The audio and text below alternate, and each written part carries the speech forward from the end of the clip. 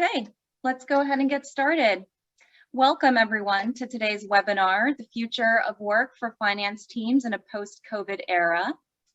Today we'll be discussing the challenges finance teams faced in 2020, how AP Payments as a Service is extending innovation measures, and how you can generate new revenues via AP Payables in 2021.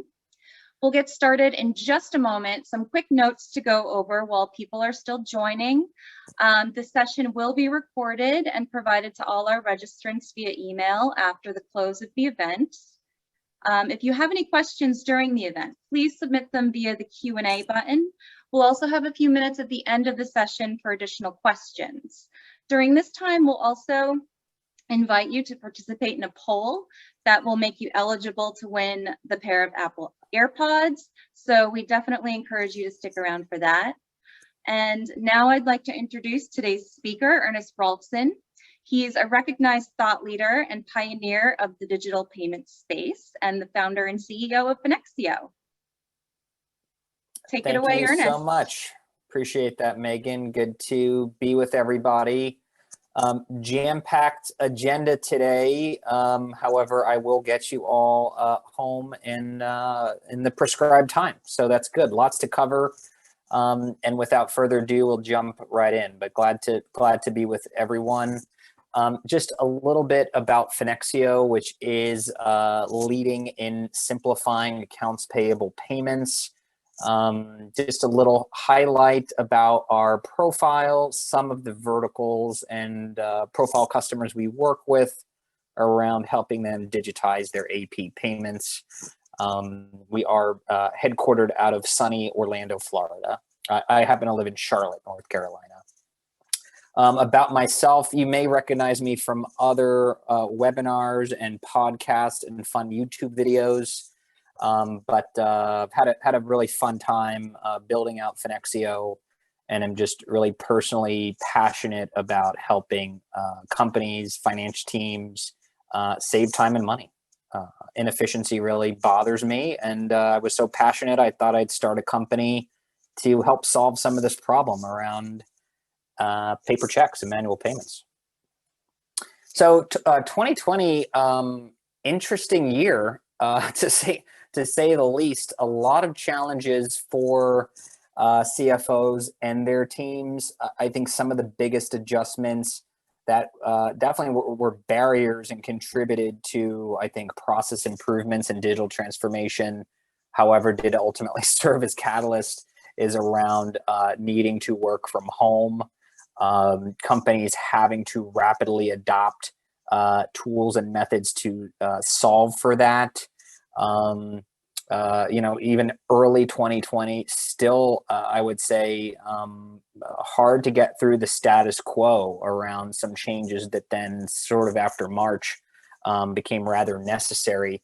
As it related to the payments component, though, I would say the remote work component did have the biggest impact here. That may seem obvious. As it relates to paper checks, very hard to print and mail a paper check out of a facility that your staff is not in every day. We've had those anecdotal stories of companies sending in staffers once a week or every other week just to go print and mail checks. However, also really hard to receive paper-based payments or receive invoices or remittances when your staff isn't in the office to collect. So we were able to actually help some companies go paperless literally in as short as a week's time, which is not probably advisable, but we had to get it done for folks because of what they were dealing with. But I think we're all very familiar with these challenges now that we're coming out the other side. Interestingly enough, our marketing team did put together some great research and statistics here regarding what finance teams and leaders' priorities are. Digital transformation seems to be the biggest buzzword, certainly as I talk to leading accounting firms, financial institutions, partners like MasterCard, software firms. This is all ringing true. I do think the other thing is that the work from home thing is going to really continue, which I think does put serious pressure on the finance organizations, not only to stay lean and not maybe restaff up in industries or verticals where they needed to lighten the load. However, this is putting more of a demand for digital processes across the board, as well as digital payments. I think folks would agree that in your back office shop or in your clients' back office shops, I know there's a lot of software firms on the phone today, the back office has a lot of room for automation. It's just very obvious. So I think some of the things that were not solved for so far, I think that are still being addressed. Certainly the paper-based payments is one. IT staffs, like before, are still limited around bandwidth, around technology. Fraud, and specifically in some industries like higher education, is extremely sensitive around adopting new technologies due to fraud. Working from home did bring some of that on around concerns about having folks bringing checkbooks or things of that nature into their homes, which is what forced people to continue to come into the office wearing masks, shuffling in to just do check runs. And finally, I would say that one of the biggest barriers we find is just there is still a lack of education in the market around payment and payment products. Despite relatively high interest and demand from executives, it's hard to get the right information in your fingertips and in your staff's hands. And that's something that our team does spend a lot of time about, really educating and partnering around that. I guess kind of a why now is I do think that CFOs, based on my and our company's experience, have more of a mandate now than ever to do more with less. There is, in a recession or coming out of it, keeping costs low or holding the bottom line while the top line is now starting to increase because you've got to make those investments to capture share that perhaps wasn't there before. How do you do more with less, right? How do you automate? So I think that's kind of a key component. I'm not going to read all the bullet points here on this slide, but I think this is really what we're seeing across many industries.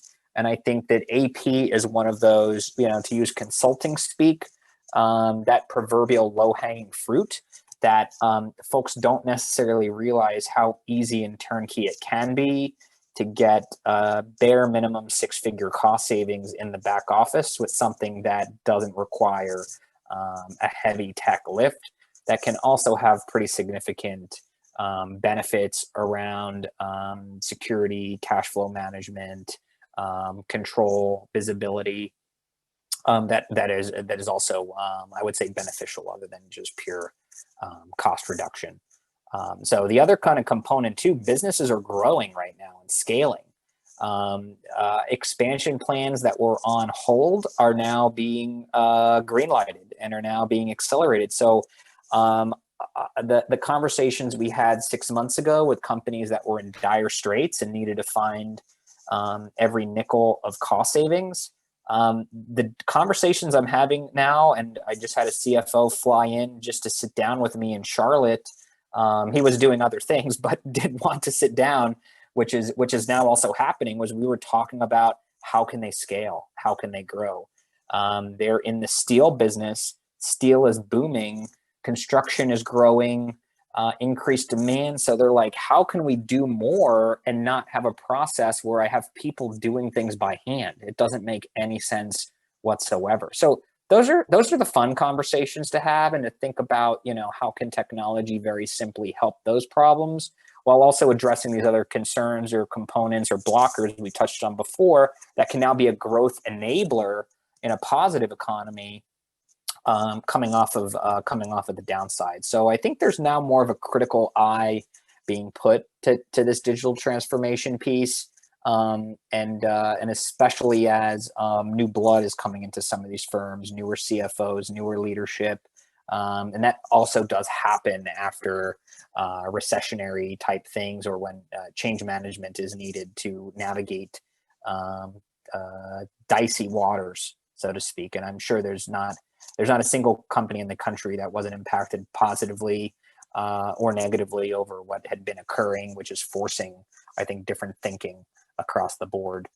So that's really what's different now. So I think when folks are thinking about AP payments, digital payments, the transformation around this, how to leverage it, what can you do? There's not a lot of great info out there. It's confusing.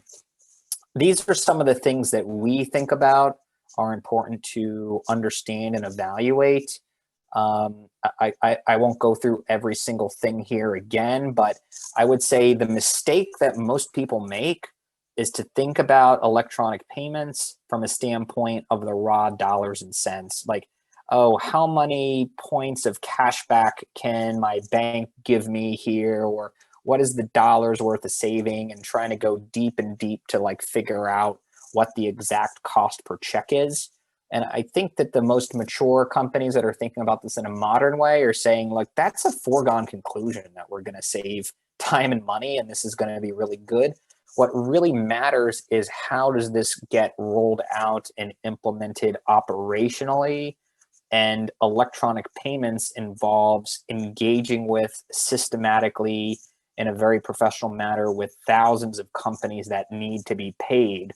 And certainly the staff is not there at the buyer or the end user to engage with thousands of suppliers. If it were easy, those suppliers would already be off of paper and onto an electronic payment method. So I think that's a foregone conclusion, but it is amazing that more time has not been historically spent on those types of considerations, on service and support, and the details of professionally onboarding and validating bank accounts and other critical information that makes success or failure a thing, versus thinking about it from just a dollars and cents standpoint. The more you focus on results and process, the more your financial return and longstanding success of a good implementation really will increase.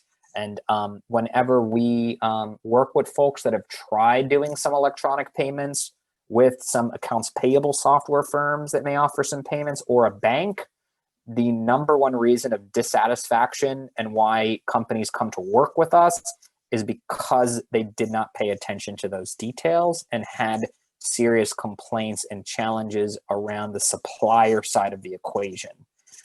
So just something really to consider and think about around these types of matters. And happy to spend more time with people. We've got a lot of tools and content around educating folks around this.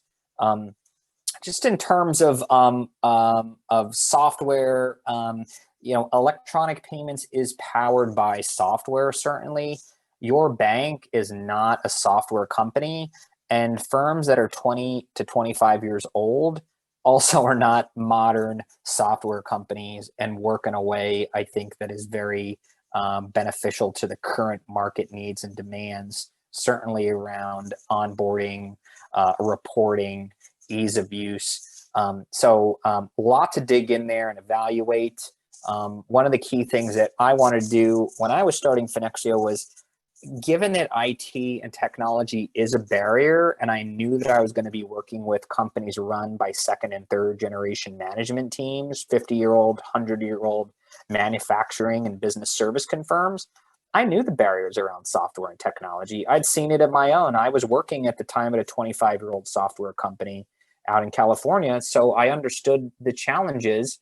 We had an outsourced IT team overseas. So I said, if we do something, we have to have ways to let companies with no staff resources, IT, and knowledge, as long as they could use Microsoft Excel and as long as they could use the World Wide Web, we could help them manage and deliver payments. And that's a complete mind shift, candidly, from the way that financial institutions and the IT shops of old were thinking about complex integration needs around EDI and other. And so I think there's multiple paths that can be supported, and we certainly do support them. We work with some of the largest, most complex ERPs and software companies on the planet, as well as serving the, $50 million business that needs to just have something quickly and easily, and they don't need to train their staff who, have been working at the firm for the past 30 years that are not familiar with the modern approaches. So you do have to think through both sides of the brain here to solve this problem.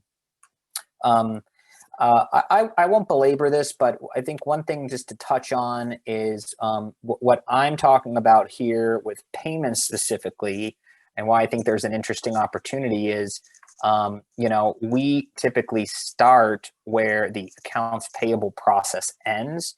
And most companies that we talk to do not feel like their AP process is broken. They really dramatically want to get out of the check printing and writing business. That seems to be one of the barriers. So we said, you know what?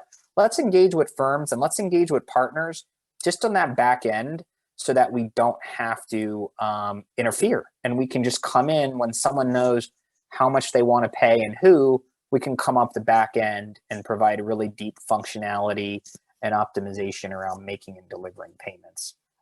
So I think the biggest difference here is, again, doing it on your own or with a bank or something is almost the analogy, because I think you can read the slide yourself, is around you can go to the bank or something more product oriented.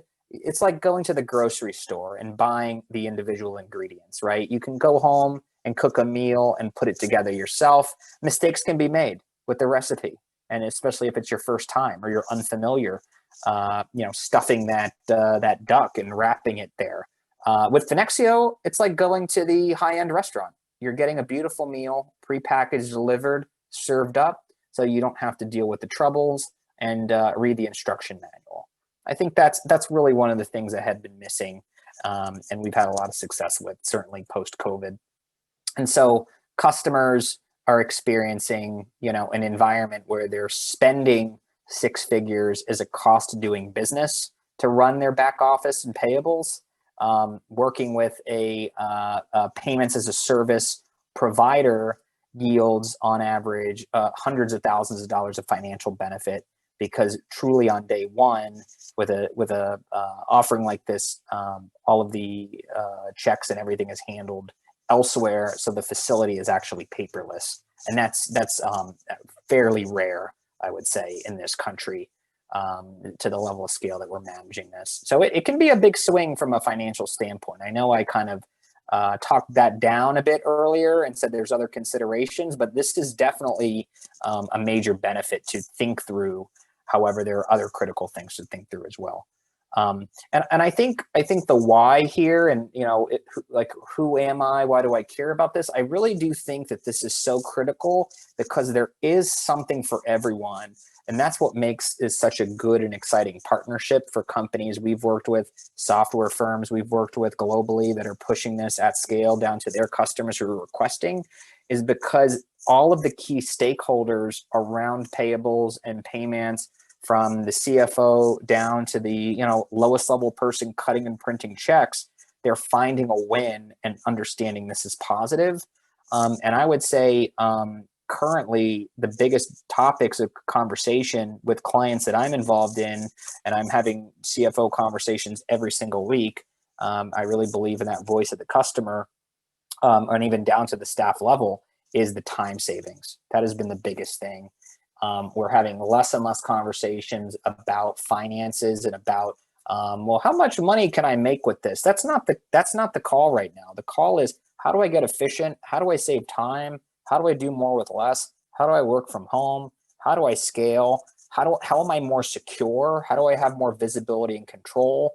I can't track the checks. I don't know where they are. I don't have good processes around my suppliers. I don't want to store and collect bank account information. Like, that's good for everybody. And that's been a big shift. I think the way that, banks and others have talked about this with clients in the past was not about the outcomes, right? Not about what will the end result feel like and talking about some ROI, where that's only one small part of the equation. It's like, think about what kind of end state do you want to be in? And that's what's driving success across the board is strong coordination and collaboration around wanting to achieve these kinds of outcomes cross-functionally. That's certainly what's made us successful along with our customers and partners. That's the material we have here.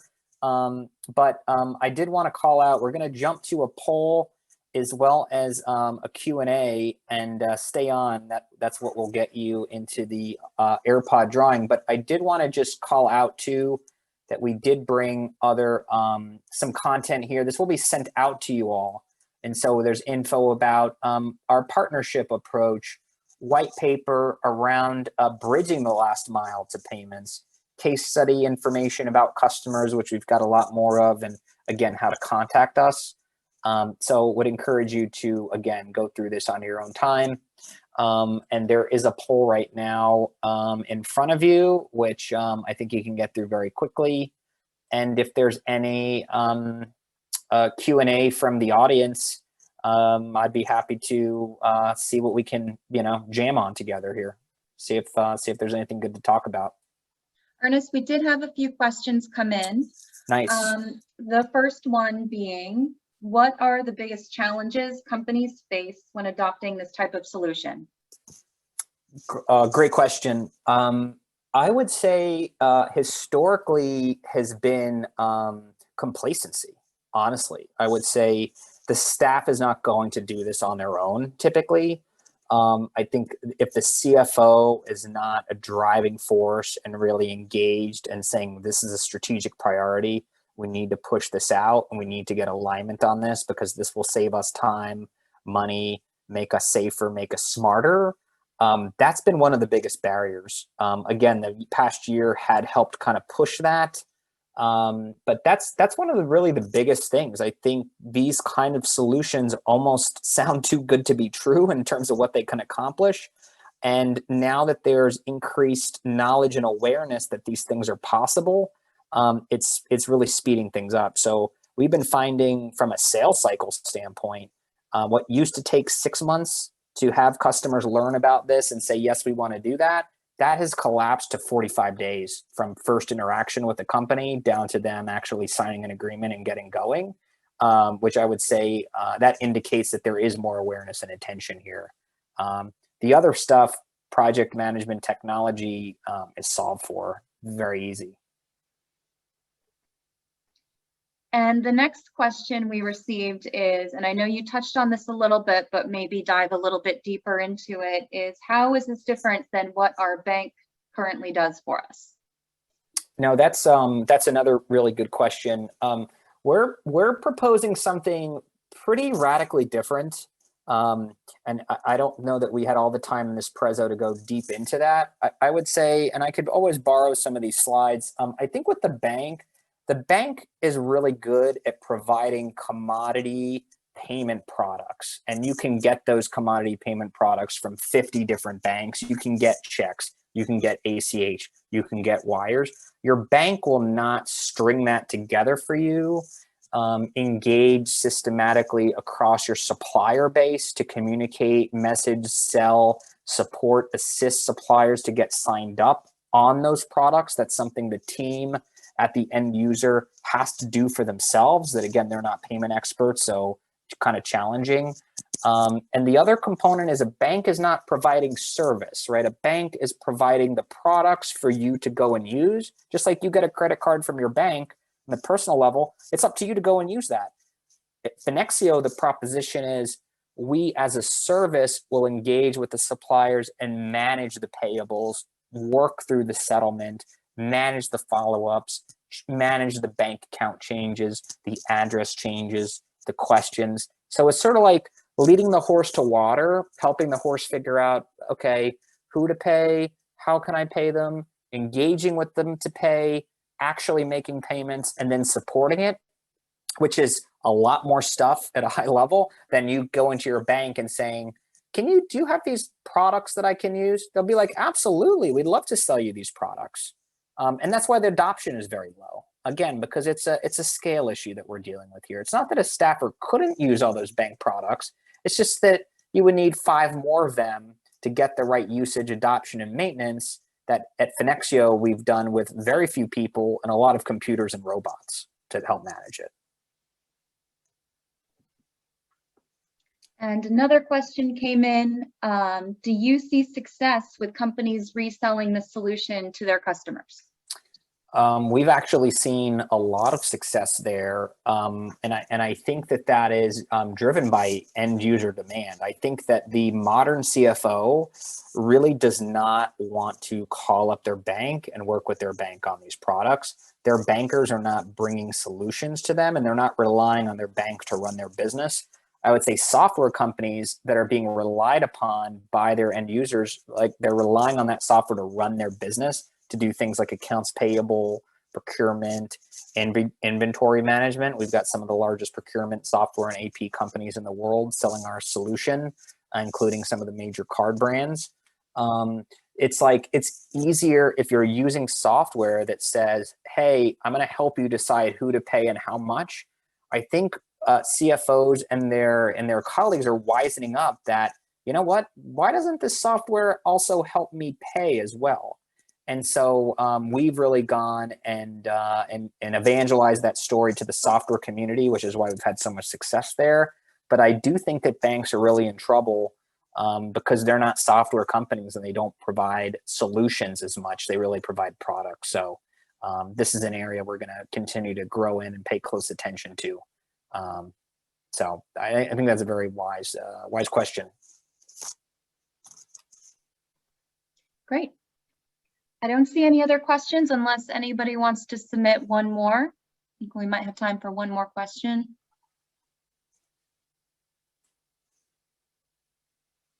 Okay. Well, sounds like that's a wrap, but appreciate everyone's time and attention, and we will be, as prior mentioned, sending out this material, and there's a number of ways to follow and engage with us. Check out our podcast, check out our LinkedIn page, get in touch with me directly, and happy to chat about what's going on in not just present day finance teams and what's happening there, but also what the future will look like. So thank you so much. It was a lot of fun.